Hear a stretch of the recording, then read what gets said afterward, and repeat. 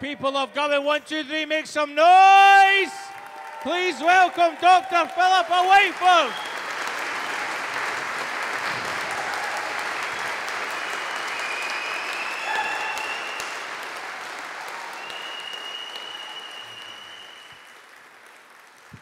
Good afternoon, Govan. I would like to thank MR for being my warm-up act. You're really warmed up and good for shouting. That's definitely going to make it easy for me. No pressure. Now that I've met Jimmy, I'm hoping to God this is not high-definition close-up, or that someone will please promise to do a bit of photoshopping. Angelina Jolie would look okay, you know, if you can do that repetition. Now, like Jean, I'm from Women for Independence. Now, like Yes, we are all just little groups that kind of decide, right, we're going to have a coffee morning and we're going to have coffee, cake, and conversation. And we're going to get women in and we're going to talk about it. And I thought, that's my kind of thing, anything with cake. Now, what has impressed me, because things have been building up since January. Before January, people go, nah, it's not even the year yet. But things have built up. Look at the people squandering their Saturday afternoon sitting here with us for 6 hours. The people that I've seen on a wet Monday night in Maybole. The people on a Saturday afternoon of glorious sunshine in West Kilbride. Or a Friday night. I mean, a Friday night. Now, I can tell you, I don't think this would happen for an election. And I can absolutely tell you, I would not be traipsing around Scotland if this were an election. I'm not a politician. As you've heard, I'm a doctor. And my job is nothing to do with this. But this is the biggest choice, as you will have heard over and over today. And so to me, this is crucial. Now, I usually talk at Women for Independence meetings about the things that are important to me as a woman. One of the really important ones is my son is 20. And I would quite like that he would have at least the choice to settle in Scotland. That there would at least be an economy that was vibrant and manufacturing and entrepreneurial, that he could have the option to settle and live near me. People go on about, oh, well, the problem for Scotland is we're aging too much, we don't have enough young people. It's because they all get dragged away down south. We can't hang on to them. So don't talk to me about we should cling on to London because we've not got enough young people and too many old people. Let's change it. Let's keep our young people. I also have to say this negativity about, oh, people are living too long. I've spent the last 32 years of my life trying to make people live as long as possible.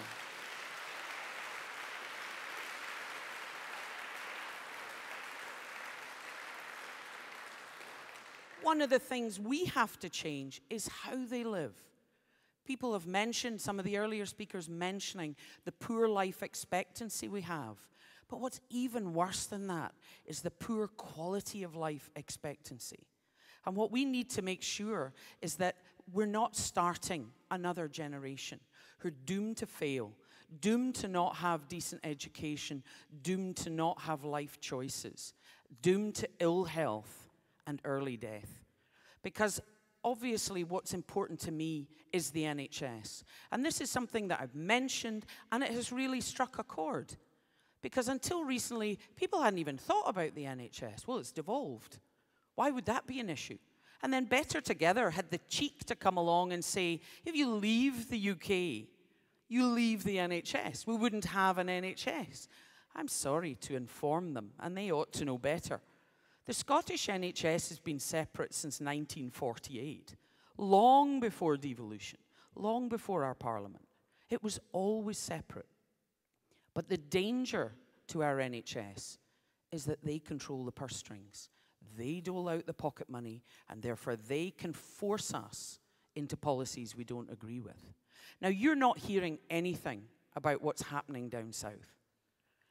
Our newspapers, the kindest interpretation we could say is maybe they think it's not relevant. Just like that story about the startup costs of 2.7 billion. But they don't mention what's happening. You're not getting any bright spark young journalist, whether television or media, describing to you how far away from us the NHS in England now is. Now, the road to that journey that poor NHS England finds itself in started when I qualified way back in 1982. And one of the earliest experiences was we had a health workers strike of ancillary workers, that was cleaners, porters, caterers, who were paid absolute pennies. And yet they were an integral part of the wonderful team that you got to experience within a hospital. That was why I wanted to work in a hospital. It was this giant organism or community, totally about making people better. And they worked to help us do that. Now, Mrs. Thatcher had no truck with people going on strike. So the punishment that they faced was that these services were contracted out. So we started to have private people cleaning the wards. We started a private portering, private security, private catering. Now, you can imagine how that affected the predominantly female workforce. This was the first step towards casualisation of the British workforce. No real sick pay, not much of a pension, no holiday pay. That was the beginning of it. What she then did was she set up, and this was UK-wide, because obviously we didn't have our own parliament then, was that each hospital was set up as a trust. And they were meant to pretend they were separate businesses competing with each other. And it was all very pretendy, and it was all very money on a computer.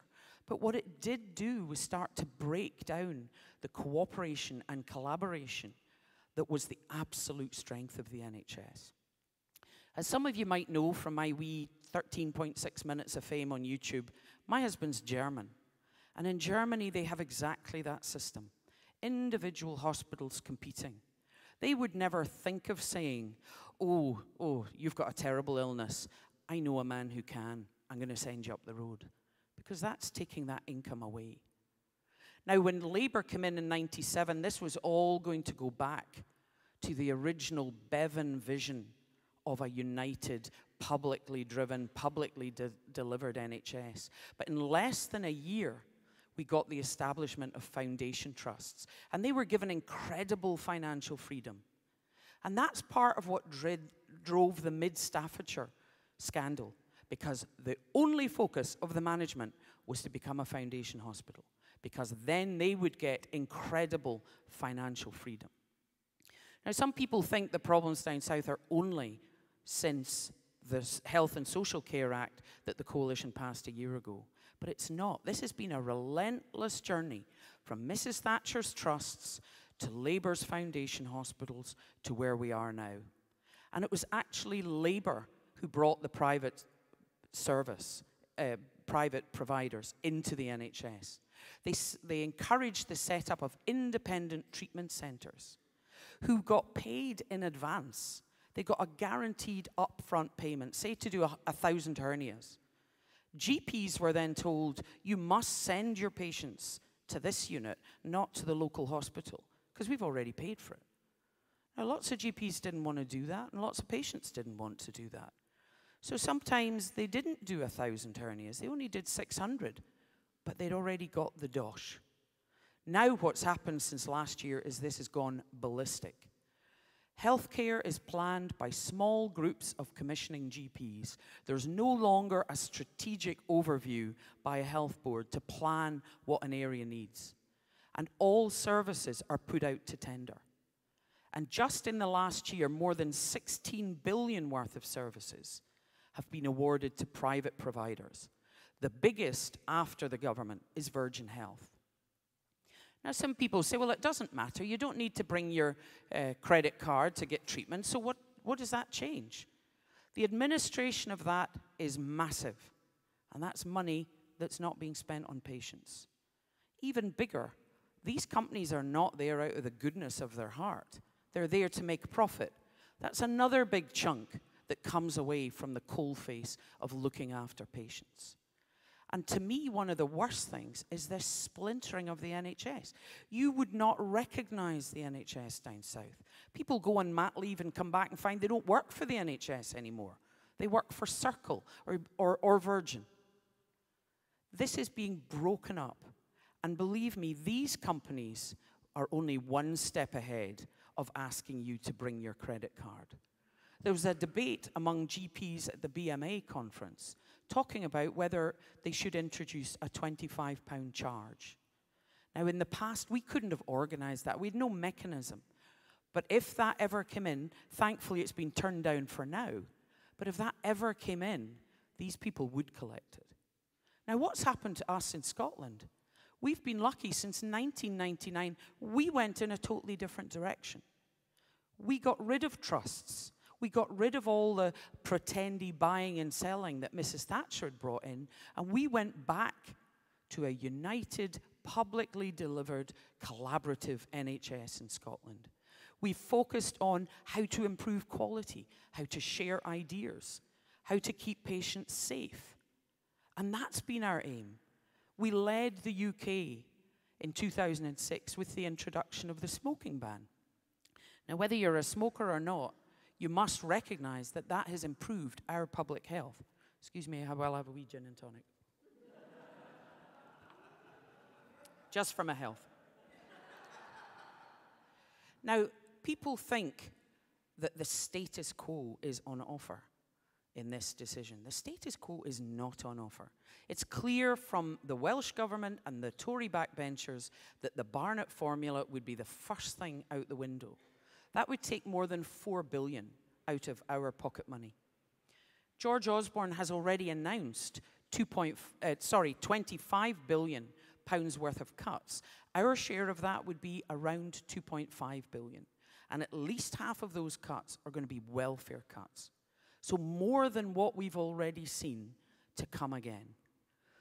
Once you're talking about taking £7 billion out of our block grant, the NHS costs between 11 and 12. Do you really think that we'll be able to just keep things how they are? They can also, because they control the purse strings, force us to introduce specific policies. And that's my fear. The NHS just wasn't being discussed. It's not being considered as something that we could lose. Even bigger than that is actually to gain health.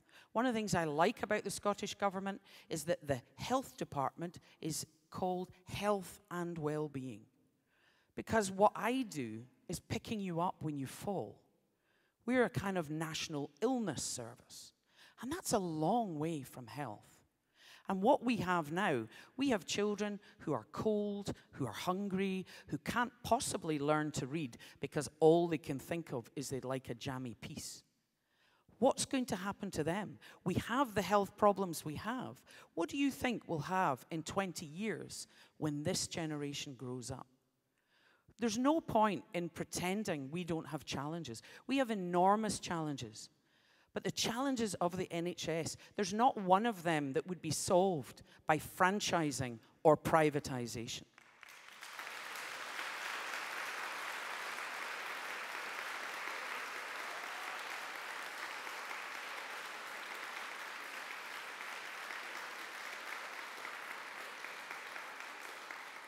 Now, the Better Together campaign often accuse us of being ridiculously optimistic. Like we're going to wake up on the 25th of March, 2016, and it'll all be milk and honey. I don't know anyone on the yes side who believes that. I'm not looking for that. I'm not looking for it to be delivered. They think they've trained us to sit here and wait to see what crumbs we get given from London, and that they think we're doing the same from a Nirvana in Edinburgh. That's not what we're looking for. We're looking for the opportunity for us to roll up our sleeves and build it ourselves, because that's what we need to do. This isn't about being given anything. The next 10 years will be hard work, but what an absolute honor to be part of that hard work, to totally change the country that we live in.